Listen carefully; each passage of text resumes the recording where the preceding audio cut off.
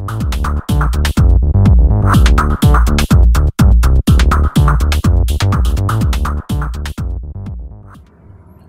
everyone, my name is Jesse. Today we're going to show you on this here tiller. It's an xr550 Briggs engine.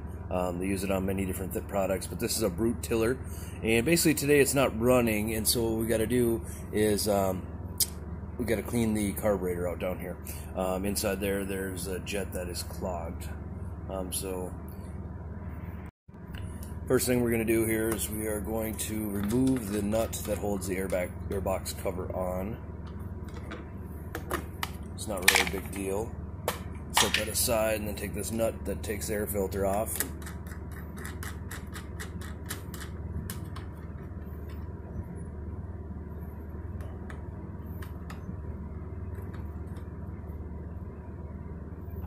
And go ahead and wiggle the air filter loose. Now personally I like to put the nut back on just because it helps make it so you don't lose it.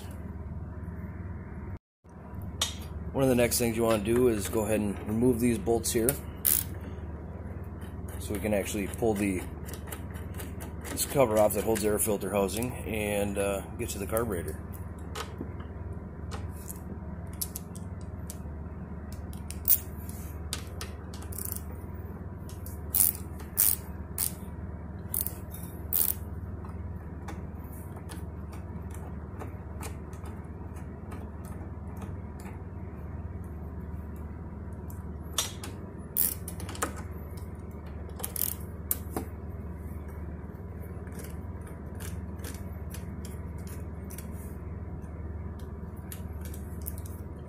This little one here that came from up here is an 8mm, and these other two are 10mm.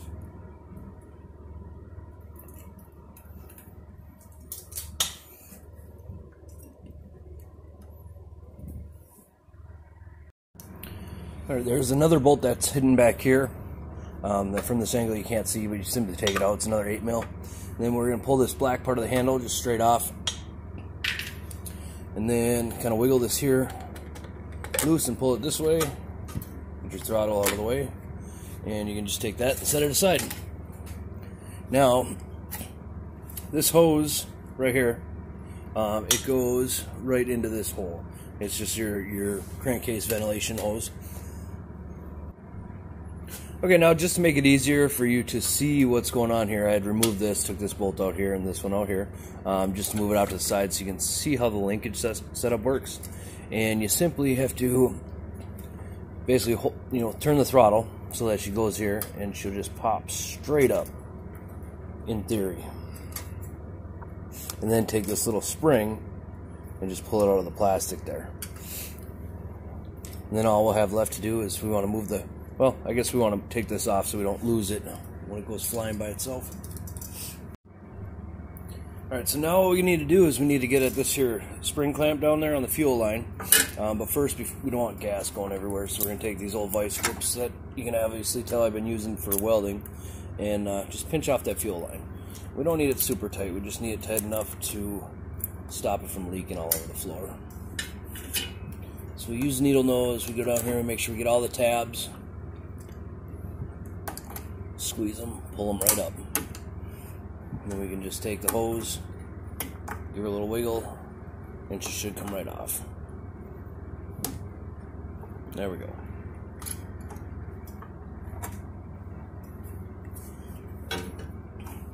Alrighty. And we want to save this gasket. It's very important that, that the gasket here goes back on. You can see we got the hole up here. It has to go on there just like that, so that these holes aren't covered and that hole is open. So we'll just set that here. And basically what we're going to do is we're going to be taking this bowl off, taking a look and seeing what's inside of there.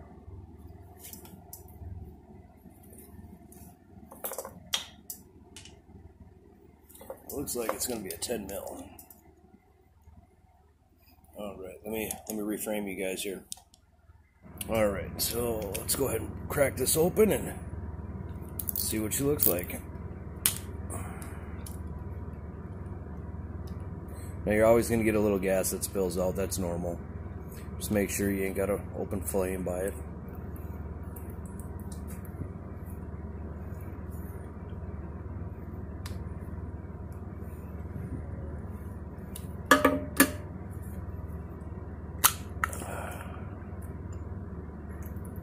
Now what we're looking for is right down in there. I don't know if you can see it, but there is a flathead screw. That's actually the jet, and it's got a small little hole on the inside of it. Let's see, you can see in here all this little bit of grit that's down in here. You know, that's all tarnish and stuff that has to be cleaned out, because that little bit of stuff will clog up that little hole. I'm gonna grab a screwdriver here and we'll continue on. Alright, so the key to getting these out is make sure you get it lined in there good with a good solid screwdriver, and you got to really push in there, because sometimes they can be stubborn. You don't want to strip them out.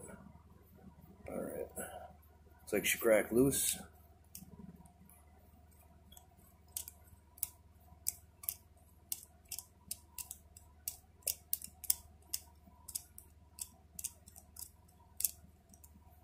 Alright, hold that.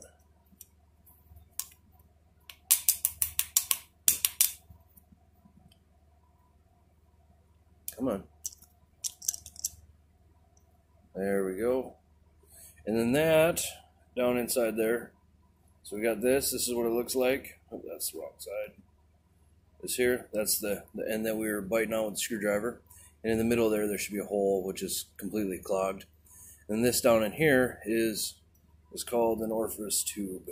Basically that makes air with the fuel that's coming through this little hole to help vaporize it. Alright, so we got to make sure that this pin doesn't come out, because we know the needle and seat are working because it was full of fuel and it hasn't been overflowing. We're going to set the jet here, and we need to get that Orifice tube out. Some of the simplest ways to do that is go right in through here. You see that little brass piece in there. Okay, we got to take that and just push it in. It can be a little bit of a bear, but sometimes it'll just drop out.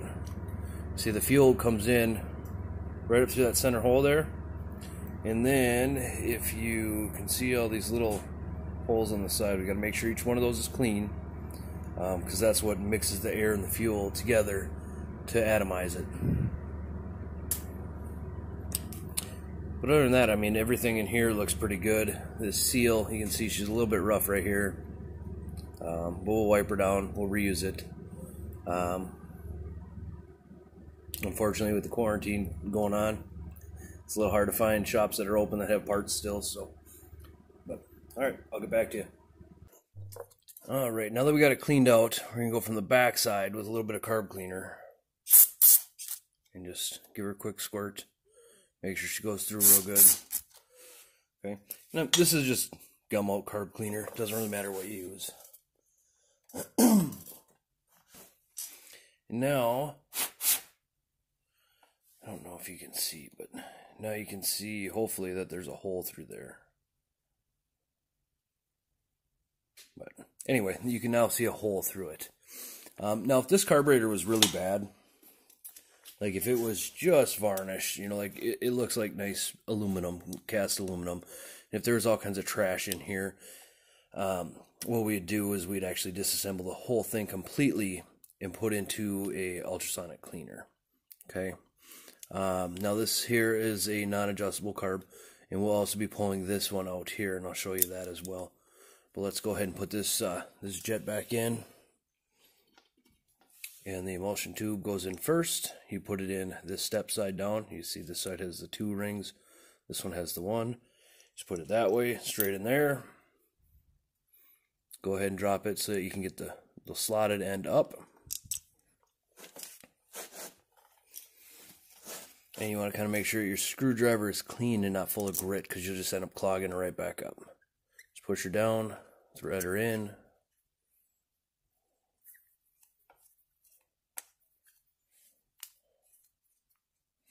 Alright, just snug it up. It doesn't have to be super tight. Alright. Now we need to get this out, but let's get this bowl back on here. So we'll clean that out first.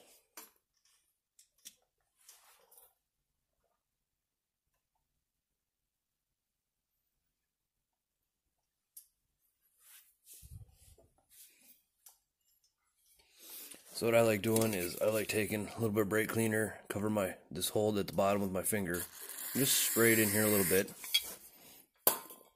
And we got to get most of this loose stuff, you know, off the bottom of the bowl. So just want to kind of scrape around a little bit. Get it loosened up. What comes off will come off. And if it doesn't come off with scraping it, it's probably not going to come off when it's running.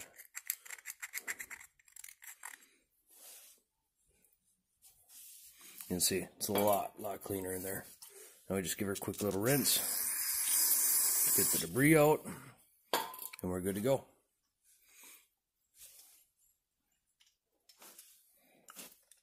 Alright, so we're going to go ahead and put her back in. Now we want to make sure that this, sometimes if you use just brake cleaner on these, it'll swell up this gasket. It'll swell up any kind of rubber to the point where you can't use it no more. That's why you want to use a carburetor cleaner or intake cleaner, something like that. But you want to put this on here, and remember, she goes on the machine, she goes this way back. So we want to be able to have this nut accessible so the customer can drain their machine in the fall so that this doesn't happen. So we want to have that kind of somewhere in that angle. It's not too critical, but you got to make sure that they can get at it so that you can teach them how to do it.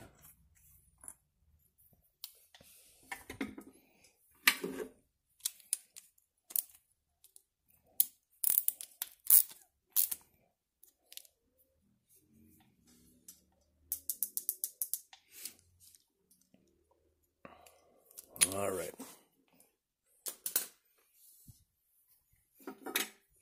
Now, we got to take this big plastic screw. This is also your idle set, okay? So, but what this is also hiding is a low-speed jet. It's an air bleed jet, I believe, on this one. But we just put her in here, crank her out, and kind of look at how far it was sticking out, and put it somewhere close to that. Now, this is a tiller. It's really not ever going to idle that much, but we don't want to have it set so low that she stalls. So you got this plastic screw. Set that aside. Don't lose that. And then this. You see it's got these little wings on the side here. What we got to do is we got to get that popped up. You got to be careful because sometimes it will come out and leave the O-rings inside. Okay. So here's that. And what we're looking for is right in there, that brass piece right in there. Let me see. We can get it focused here a little better. Let's see. There's just a tiny, tiny, tiny hole. Now I gotta go find a drill bit that'll fit that. Alright, so what we want to check is we want to make sure that this gasket's still all intact, and it is. If we had a new one, we would go ahead and replace that. I want to make sure we get this grass and junk out of here, just so it doesn't interfere with it. We don't want that getting sucked into the engine. Let's see here. Can't get more of it out of there. You know, this is a tiller. It gets pretty dirty. But anyway, that's back out of the way. So what we're going to do is we're going to slide the carburetor onto the two bolts here. Okay, we're going to get it close, and we're going to grab our shaft here, our rods, and our fuel line. So we'll do fuel line first. Basically put it back together the way we took it off. Okay, but now once it's on there, she shouldn't leak. So we're going to go ahead and release it so we don't have to fight two sets of pliers in the same space.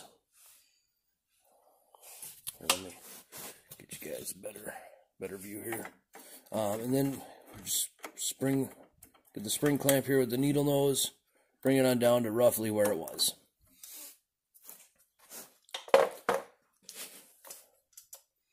Alright, so now we got this rod here. This is the throttle, and we want to put it at wide open throttle, and then I'll push it down in there.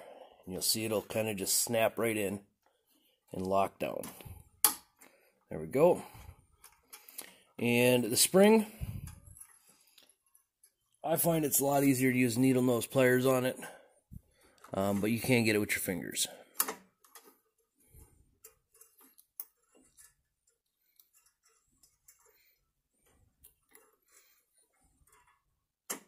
Goes right in that hole there.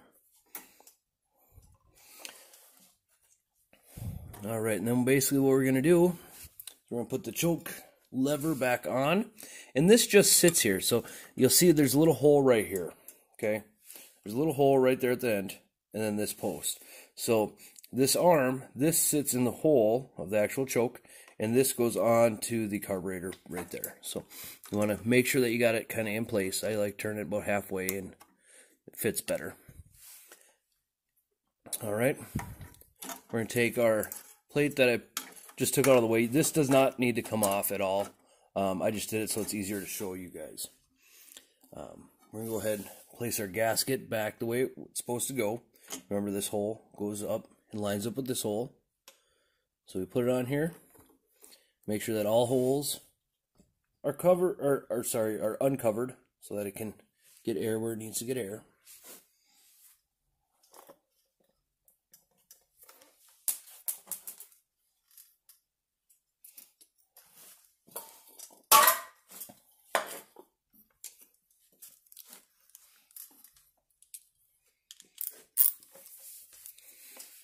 All right. So, get these bolts back in here. All right. The longer one goes down here. The two that came out. Sorry, it's a little hard to show you and get my hands in there. And then the shorter one, that goes back up here. That might actually be easier to put in this way.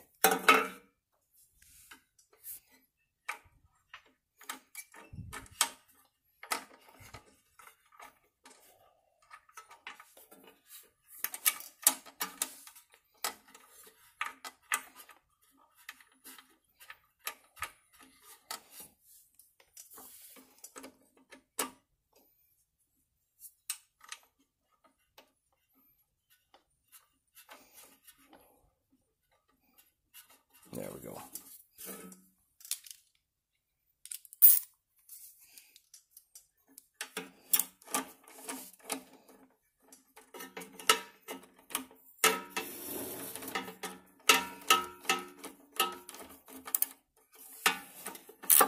These don't have to be super tight either. Just tight.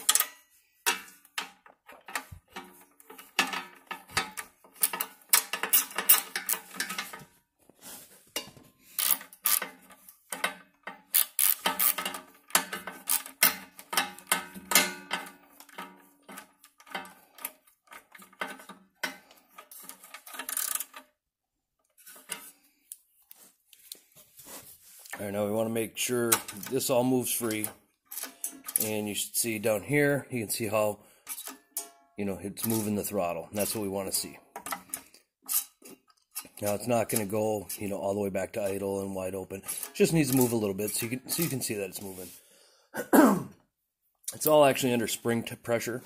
And when the engine's not running, it's not pushing back on that spring.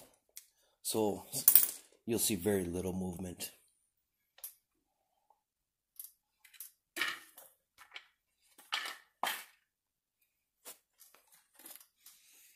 Alright, so now this here is that front shroud. One thing we want to do is we want to move the choke to this position.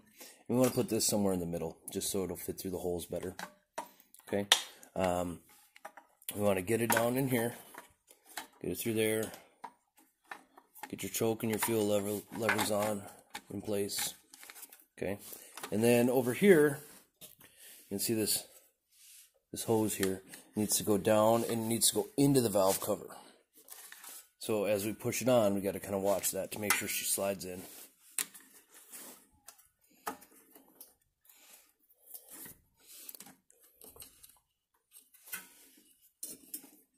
All right.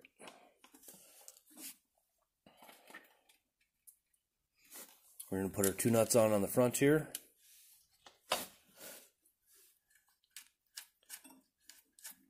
That's just to help us hold everything in place so it doesn't come back off.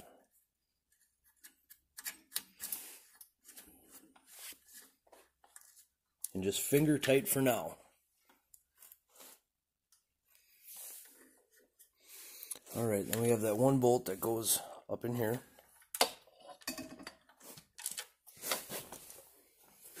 We need to move it over so we can get it lined up.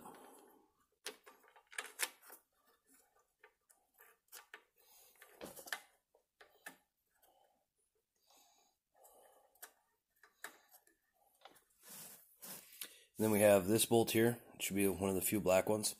And that's going to go back here on this side. Then that's what holds this end in.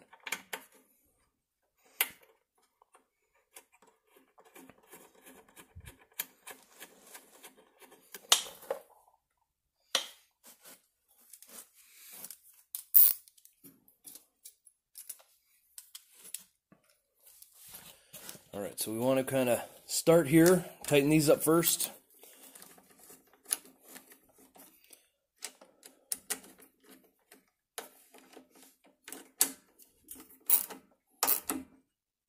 And remember, this is plastic, you don't want to go super tight. But it's got to be tight enough where it's not going to vibrate loose.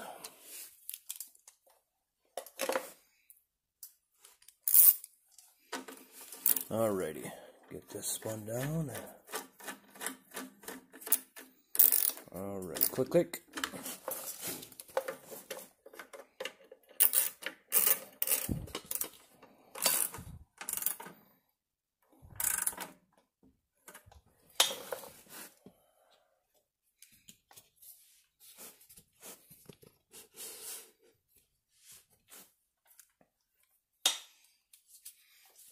Alright, so we're going to take this back off. And we don't want to put in a dirty air filter. You can see this machine was pretty much brand new. Was hardly ever even used. It was just stored improperly, and that's why we brought it in. So we'll put that on there. Make sure she's good and clean. Tighten this nut on. This nut is what actually holds the air filter in place. The other one is just a cover that helps direct the air to create a swirl. That swirl is supposed to, in theory, reduce the amount of actual dust that gets into the air filter. So it's supposed to make your air filter last longer. Then we're going to take this little handle guy, put that, you can see right here, she's shaped like a U. So it goes this way, and it goes right in that groove there. And it should just push her on nice. And that's for the throttle. Then our other part of the air filter goes on this way, numbers, letters facing forward. And then again, this is just hand tight, no tools. If you have to use a tool to get it to take it off, means that someone put it on there way too tight. Alright, I'm going to gas it up and then we'll be back to start her up. Alright, now we got camera situated, we can go ahead and start her up. So we're going to just let her on idle. Turn the switch to on, fuel on, and the choke on. And we'll turn the choke off.